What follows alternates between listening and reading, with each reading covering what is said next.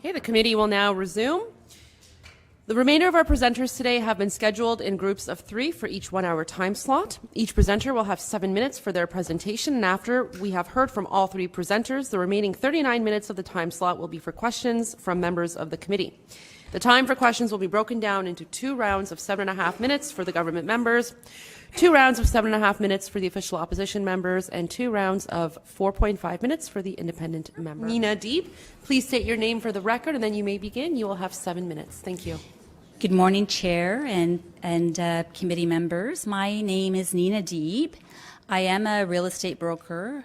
I've been a full-time real estate broker since 1996. I would like to address some of the changes I'm seeing here in this bill. Red tape is a burden. More and more red tape, rules, regulations, and laws are being created, coupled with new regulators that are being created to administer the new laws. These regulators are outside government. These are non-government organizations. These private corporations are set up to avoid taxation, regardless of their revenue.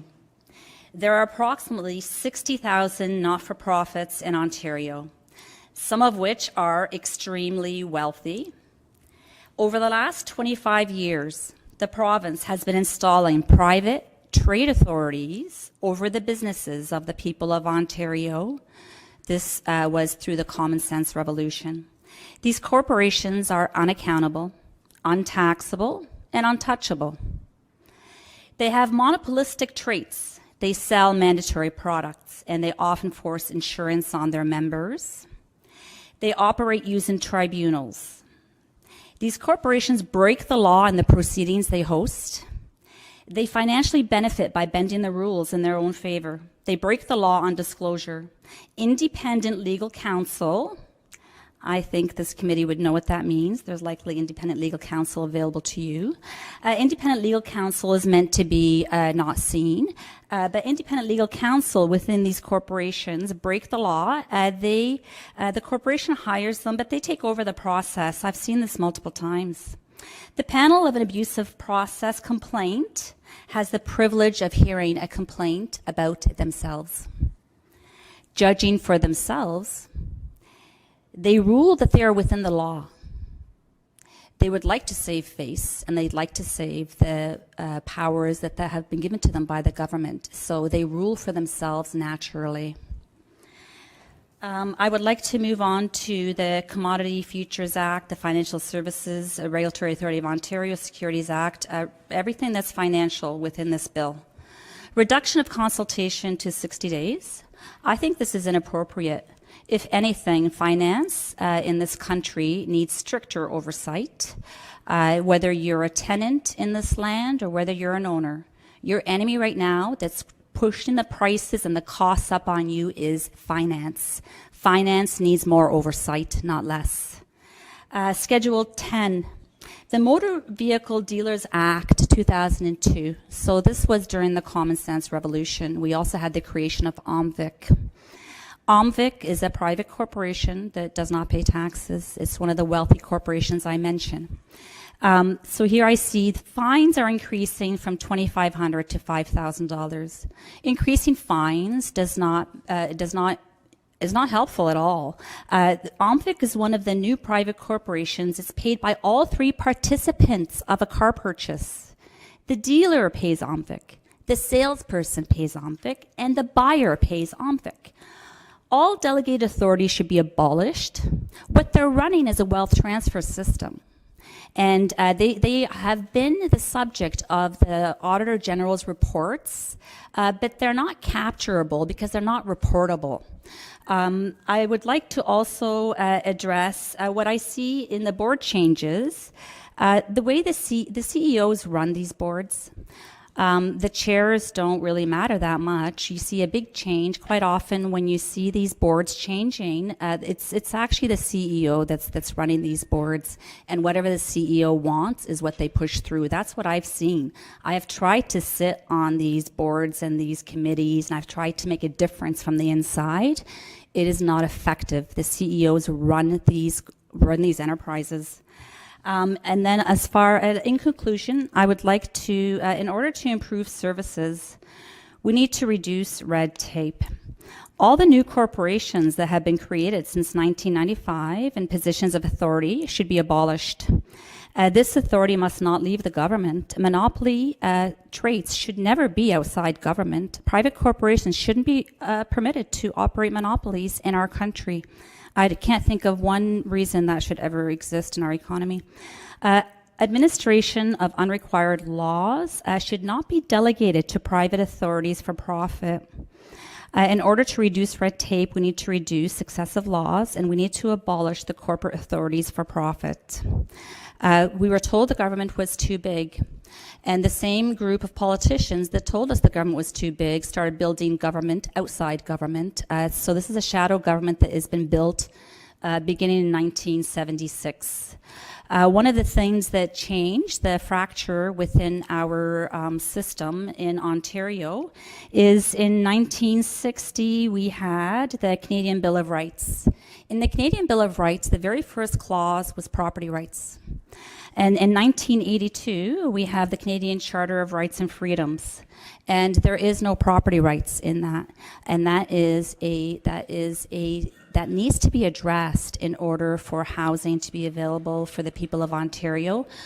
We did not have a housing crisis until we had two things that we had in this country that created the situation that we have throughout Canada, and it's actually global as well. But I'm more interested in Canada. I'm Canadian. What happened is after the free trade agreement, we lost control of many of our sectors because we were told that we had to be open for business. And it was either foreign corporations or imitators within that filled this gap. And the gap for the too big government was private corporations that are unaccountable. And this is actually much more expensive for the residents of Ontario. We need to remove the duplication and any unnecessary laws that we have on the books, including new laws that have been created since 1975. That needs to be addressed in order for housing to be affordable. Thank you very much for your time. I do look forward to answering your questions. Thank you very much. We'll now turn to our question. Again, you may begin. Thank you to all our presenters who've arrived here today. I'll turn over my questions now to Nina. I want to thank you for bringing your years of knowledge and expertise in the real estate sector to this committee. You pointed out, the strange comparison that, with this bill entitled More Common Sense, it harkens to the common sense revolution. I wanted to ask, when you take a look at you spoke about regulatory authorities and monopolies, et cetera. I wonder if you had any thoughts about Tarion and HICRA. The very first delegated authority in Ontario was what's currently called Tarion. So that was the Ontario New Home Warranty. In 1975, the province of Ontario wanted to provide new home buyers with a warranty, which sounded a builder's warranty. This sounds like a great idea, but it was at the buyer's expense. So the builder's warranty, the ownership of the warranty would indicate it's the builder. So you'd think the bill would go to the builder. But this bill gets bumped over to the buyer, and so does the HCRA fee. So now the buyers have more to pay. So this is one of the situations that I'm talking about, saying there are more regulators, there are more fees. So this is at the expense of buyers. This extra regulation is paid for by consumers of housing. It's interesting because I do believe when this Conservative government was in opposition for 15 years, they had promised a complete overhaul of Tarion, and yet, when we see them turn over to government, we see them actually create yet another layer of bureaucracy and another layer with the Home Construction Regulatory Authority. It seems as though it's an expansion of red tape rather than a reduction in it, would you say? It absolutely is, and I actually questioned the HCRA on that because it is an additional step. As a public corporation that's supposed to be representing consumers, they do not allow appropriate participation with their annual general meetings or from the public. Like, for example, the Condominium Authority of Ontario wouldn't permit me to ask any questions of their executives at their meeting. I was only allowed to watch. It's not an example of transparency, is it? That's unfortunate. We also have seen recent scandals with the Greenbelt carve-up, with the government that's currently under RCMP investigation, MZOs. Kernaghan, I would remind you to keep your line of questioning to the matter at hand. And, when you make this sort of commentary, all you do is you just waste your own time, and you're just wasting your own ability and opportunity to ask questions. So once again, I would like to remind the member to focus on the bill at hand and to keep your commentary, stuff like that, maybe perhaps for question period, because we're here to ask about the witnesses' presentations and not make unnecessary comments. I think it's Thank you. Yeah?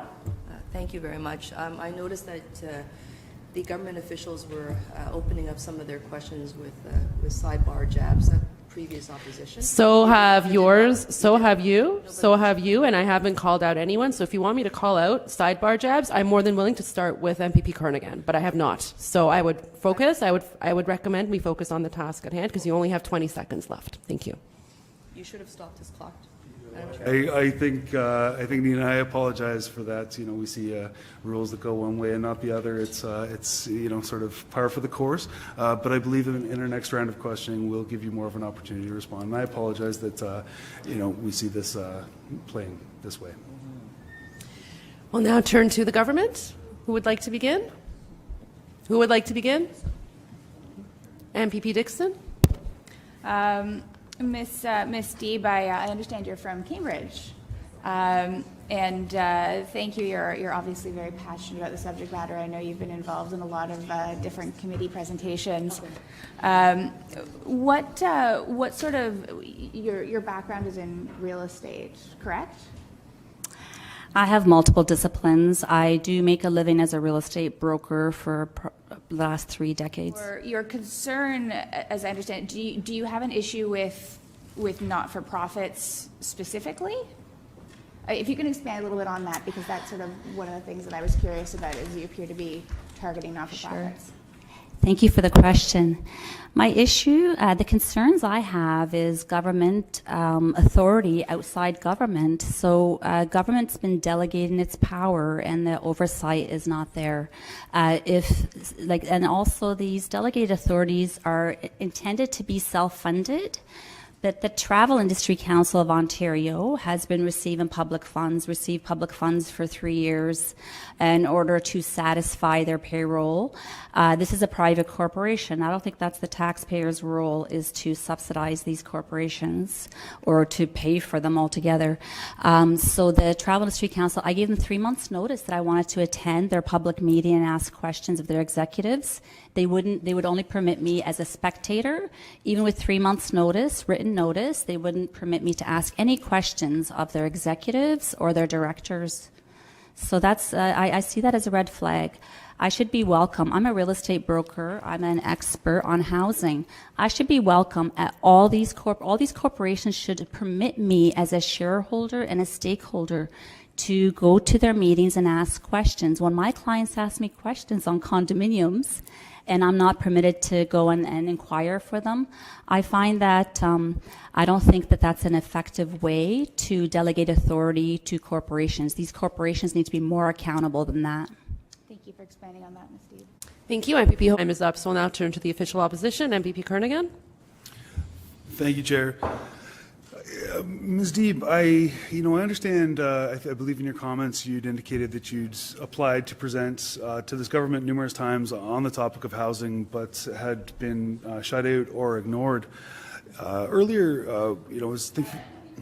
It's not the government that determines the witness list, it's the Ontario Legislature. So for you to imply that Ms. Deeb was ignored is actually an insult to the legislative staff and clerk here, because it's not the government that determines the witness list. So I would ask you to apologize to the legislative staff for accusing them of ignoring witnesses. Thank you, Chair. I had indicated Ms. Deeb's words, and I was simply reiterating them to her. I was making an accusation nor any inference of any. So, but you understand what you just did is you insulted legislative staff. I would never do so. Well, that's what you basically implied by accusing them of ignoring her. Just want to let you know about that. Thank you. You may continue. Thank you, Chair, for sharing your opinion. When we take a look at current situations with red tape that is going on to this day, we see that government that's been mired in scandal with the Greenbelt carve up, currently under RCMP investigation, MZOs. I wanted to know if you had any other thoughts about red tape as you see it that this government is not addressing, things that you had wanted to present on but had not been given the opportunity. I'd like to give you the floor now. Thank you for the question through the chair. I register for housing bills, and I have never been chosen by the Ontario Legislature to testify on any housing bills. The reason I come to committee on everything else is because I'm paying attention. I find it shocking that my province wouldn't want to hear from me. I actually don't get paid to come here. I'm the only person in this room that probably isn't paid to be here. So I find it very shocking and insulting when my government doesn't want to hear from me on housing. When I say I'm a housing expert, I am a housing expert. I read all the bills. I read all the Auditor General's work. I read the Integrity Commissioner's work. I'm very aware of the Greenbelt and the ministerial zoning orders. I delegate at every level of government, municipal, provincial, and federal. I have submitted to the National Housing Council my reports. I've delegated probably 30 times in the last maybe 5 or 6 years. So I don't get paid for any of this work. So when my province doesn't want to hear from me on housing, I do show up at budget, and I do show up at on finance, and I do show up on justice. My knowledge isn't just about housing. I can speak on most matters when it comes to my province and what would help my province do better. So I don't know if that answers your question. Thank you. There's no point of orders for witnesses, MVP Kusnova-Bashta.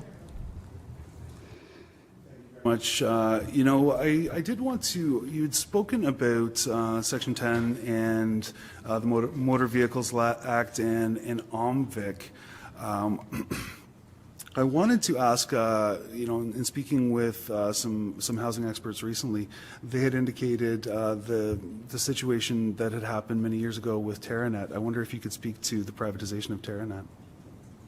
So Terrion was the very first delegated authority. Oh, which, I'm sorry, Ms. Deep. I was speaking about TerraNet. Oh, yes. Within the legislation right now? No, it isn't. Then perhaps you should limit your line of questioning to the legislation at hand. I have been lenient, but at this point I'm going to be a little bit more strict. Let's focus on the legislation at hand. That's the reason we are here. That is what the public expects from us, is to ask questions and do a hearing testimony on Bill 139. Thank you, Chair. Given the witness was speaking about delegated authorities, I simply wanted to... The witness can speak to whatever she wants to speak, but we, as committee members, have a role and responsibility to focus on the legislation at hand. So let's focus on the legislation at hand. Thank you. Thank you once again, Chair. So to Ms. Deeb, you had indicated different changes to the reduction of consultation periods. I wonder if you could elaborate on that, about how, why it is important that we have adequate consultation within this province, and why the government needs to do a better job in listening and actually considering the opinions of people across the province rather than having sort of myopic tunnel vision. Thank you for the question. The reason consultation is important is because government are not the experts. You come from many different levels and walks of life. But when you're legislating, bringing forth legislation on on everything, you need to hear from the actual experts.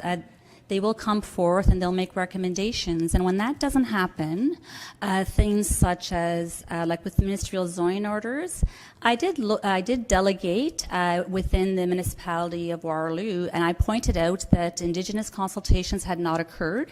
I put that in writing. I wrote a report, and it still went ahead anyway. So that is federal legislation. So ministerial zoning order bypassed even the federal legislation. That's Indigenous Indigenous land rights, that is federal. And so something that is created by a government that is created by the provinces, really municipalities, that was I think 1973, was able to bypass Indigenous consultations. And I see that as that should not occur. I did show up, even though consultations were after the fact. I did show up. I did point that out, but it was still ignored. So consultations are important, but consultations should not be 1 comment minute periods left. either. You should listen to what the experts say in order to steer us away from danger. That's what the people of Ontario would like, the best outcomes and the best scenarios for us, for the whole. Steer us away from danger. That's what we would like to have done with consultations. Absolutely, and that's why we have important legal principles like free, prior, and informed consent to make sure that the government is engaging with Indigenous partners and Indigenous folks, and making sure they're not exposing themselves to legal risk. So I just want to thank you very much to all the presenters who've come here today. Thank you. This concludes this round of questioning. We'll now take a quick recess and return with our next set of presenters. Thank you very much.